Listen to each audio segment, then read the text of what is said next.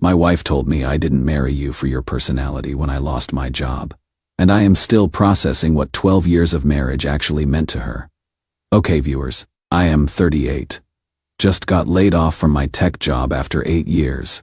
And my wife, Emily, well, let me just say her reaction wasn't exactly what I expected from someone who is supposed to be my partner. For 12 years, I have been the sole breadwinner, software engineer making around $150K, while Emily stayed home with our kids Jacob and Lily. She picked up a part-time marketing gig recently that brings in maybe $4,500 a month, but that has always been her money for personal stuff.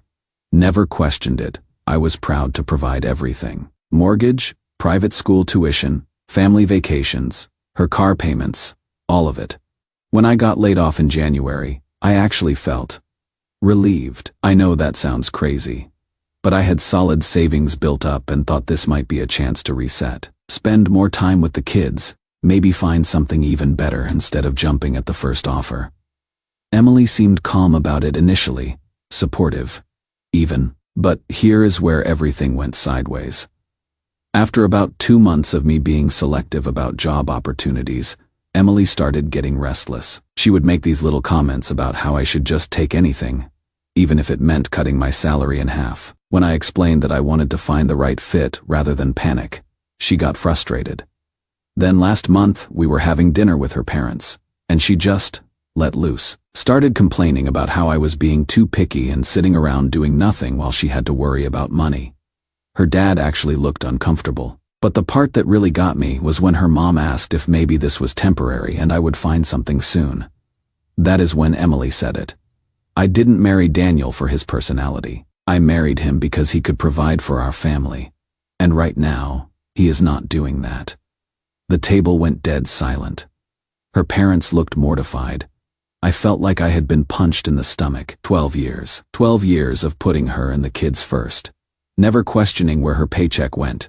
Working overtime to afford everything she wanted.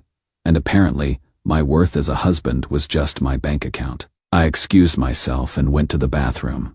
And I am not ashamed to admit, I had to sit there for 10 minutes, trying not to lose it completely. When I came back, Emily was already moving on to other topics, like nothing happened. We drove home in silence. I tried to bring it up later, but she just said she was stressed about money and that I was reading too much into it. But guys, how do you read too much into someone telling you they only married you for financial security? The thing is, I am not even broke. I have got enough savings to last us another 6 months easily. But apparently, the fact that I am not actively earning right now means I am failing as a husband. I have been sleeping in the guest room for 3 weeks. Every time I look at her, I hear those words again. I didn't marry you for your personality. Like 12 years of partnership, of building a life together, of being there through her difficult pregnancy with Lily, through her mom's cancer scare, through everything. None of that mattered. I was just a paycheck with legs. Am I overreacting? I mean, people say things when they are stressed, right? But this felt different. This felt like she was finally being honest about what our marriage really is. I love my kids more than anything, but I don't know how to move forward with someone who just told me I am only valuable for my earning potential. How do you come back from that? I am lost. Have any of you dealt with something like this? How do you rebuild trust when you realize your partner might have never seen you as more than a provider? Update 1. After that dinner with her parents, things got worse before they got better. Emily doubled down on pressuring me to take any job, regardless of pay or fit. She started reaching out to my family, calling my parents, my sister, even my brother-in-law, complaining about how I was refusing to work and putting financial stress on the family. Imagine finding out your wife is telling everyone in your life that you are lazy and irresponsible, when you are literally just being strategic about your career. My mom called me worried, asking if everything was okay financially. My sister texted asking if I needed help with groceries. It was humiliating. But here is what really opened my eyes. I started thinking about our entire relationship through this new lens, and patterns emerged that I would somehow missed or justified away. When we first got married, Emily quit her job within 6 months. Said she wanted to focus on building our home together. I was 26, making decent money, and thought it was sweet that she wanted to make our marriage her priority. Looking back, I realized she immediately positioned herself as the person who managed our domestic life while I handled all financial responsibility. When Jacob was born, it made sense for her to stay home. But even after both kids were in school full-time, she resisted going back to work. Always had reasons, wanted to be available for school pickup, couldn't find anything that paid enough to justify childcare, needed to focus on the house projects. I supported every decision because I loved that she was so dedicated to our family. The part-time marketing job she finally took, it happened because her friend offered it to her, basically handed it to her on a silver platter, and from day one, that money was hers. Never contributed to mortgage, utilities, groceries, nothing. She would spend it on clothes, spa days, girls' trips. Again, I never questioned it because I could afford everything, and I wanted her to have some independence. But now I am seeing it differently. For 12 years, I have carried 100% of our financial responsibilities, while she has had complete freedom with her income. And the second my income stopped, even temporarily, I became the problem. Here is the part that really stings, though. I started remembering conversations we had had over the years about other couples we knew. When her friend Sarah got divorced, Emily's immediate reaction wasn't sympathy. It was panic about how Sarah would survive financially. When my coworker Mark took a pay cut to switch to a job he actually enjoyed, Emily couldn't understand why his wife was supportive. She kept saying things like, "I could never be with someone who didn't prioritize providing for his family."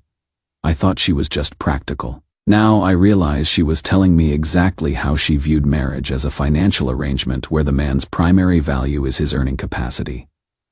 The breaking point came 2 weeks ago. I have been getting some good interview responses, and I mentioned to Emily that one opportunity was really exciting, but would mean about a $20,000 pay cut initially, with room to grow. Her response: "Daniel, we have a lifestyle to maintain. You cannot just chase dreams when you have real responsibilities." That is when it hit me. I am not her husband. I am her financial plan. And when the plan got disrupted, even temporarily, she didn't see a partner going through a challenging time. She saw a malfunctioning ATM that needed to be fixed as quickly as possible. I have been documenting everything now, keeping track of conversations, saving texts where she pressures me about jobs or complains to family. I don't know why exactly, maybe for my own sanity, maybe because deep down I am preparing for something I don't want to admit yet. The job search is going well. By the way, I should have an offer within the next 2 weeks, but the damage is done. Even when I am back to earning, I will never be able to forget what I learned about how my wife sees me. Some of you asked about counseling in the last post. I brought it up, and Emily said we don't need to waste money on therapy when the real issue is just me needing to get back to work. That told me everything I needed to know about whether she thinks there is anything wrong with our relationship dynamic. I am trying to hold it together for Jacob and Lily, but I feel like I am grieving the marriage I thought I had. Turns out, it never existed in the first place. Update 2. I'm back with what might be my final update on this situation. For those just joining, my wife told me she only married me for financial security when I was temporarily unemployed. And I have been discovering just how transactional our entire relationship has been. I got a job offer. Actually, a great one, $160,000, which is more than I was making before the layoff. You would think this would fix everything, right? That Emily would be relieved, and we could move past this rough patch. Yeah, that is not how it went down. When I told her about the offer, her first reaction was relief, but not relief that I was happy, or that we had weathered this challenge together.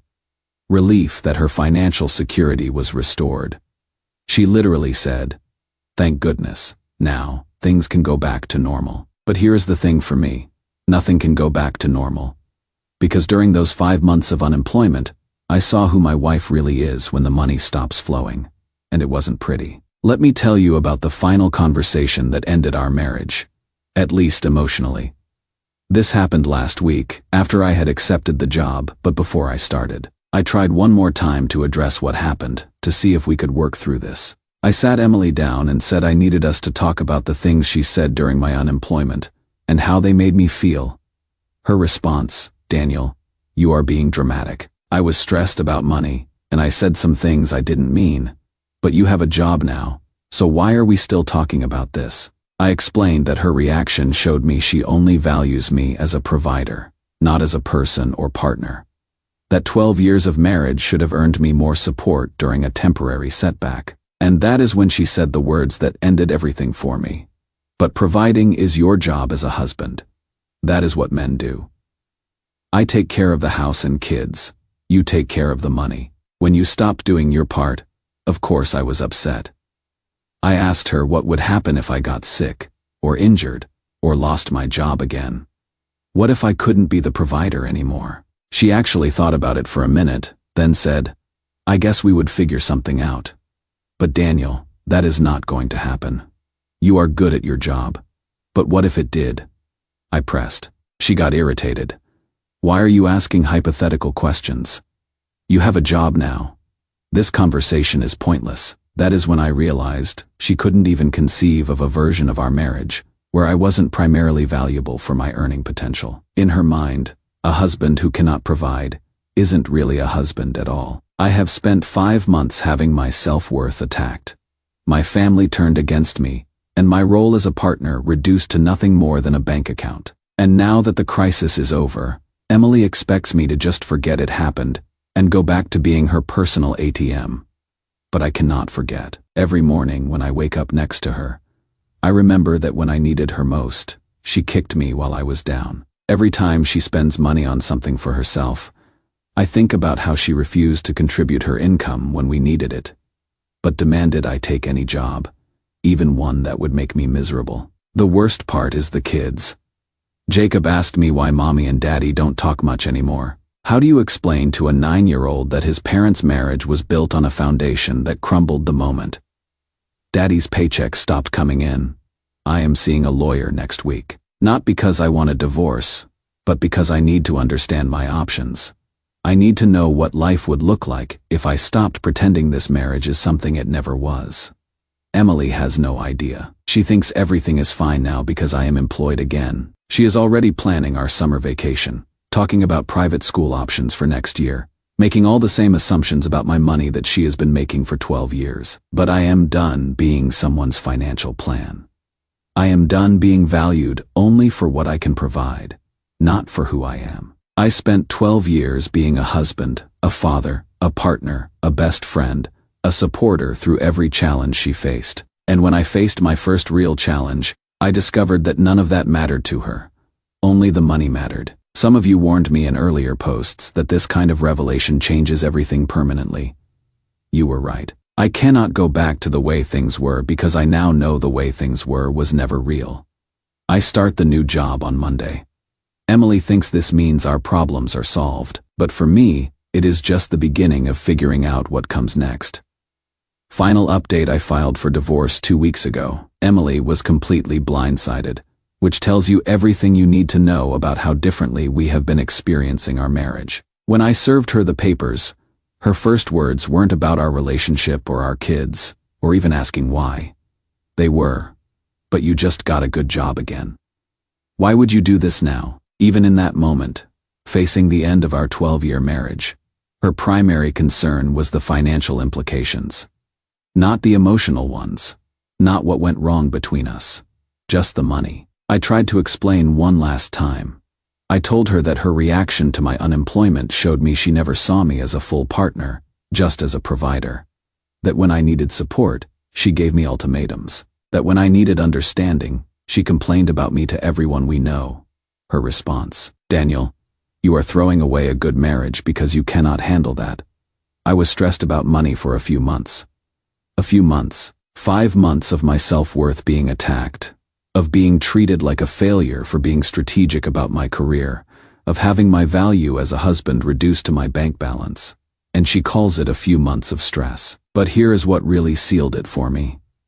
During our separation discussion, I suggested we try counseling one more time. She agreed, but only if I paid for it. When I pointed out that she has her own income, she said, "My money is for my personal expenses. Counseling would be for both of us, so that is your responsibility." 12 years of marriage, and she still couldn't conceive of our problems being something she should invest in solving. Even saving our relationship was my financial responsibility, not our shared one. The divorce process has been enlightening in the worst way. Emily's lawyer is arguing for maximum spousal support because she sacrificed her career for the family. My lawyer pointed out that she has been capable of working this whole time and chose not to, and that her reaction to my temporary unemployment shows she was never actually dependent.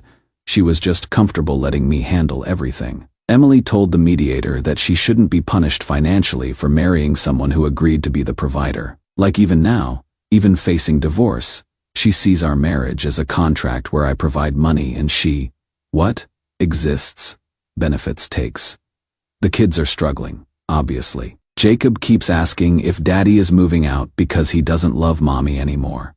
How do you explain to a child that you loved mommy very much, but mommy only loved what daddy could buy for her? I have been honest with them in age-appropriate ways. I told them that sometimes grown-ups realize they want different things from marriage, and that this doesn't change how much both parents love them. Jacob seemed to accept that. But Lily keeps asking if we will still be a family. We will be. Just a different kind of family. The hardest part has been the reactions from people who knew us. Emily's been telling everyone that I abandoned the family over a few months of unemployment stress. That I am destroying our children's lives over hurt feelings. That she was just being practical about money and I couldn't handle it. Some people believe her version. They see a man who threw away a stable marriage because his ego got bruised when his wife worried about finances.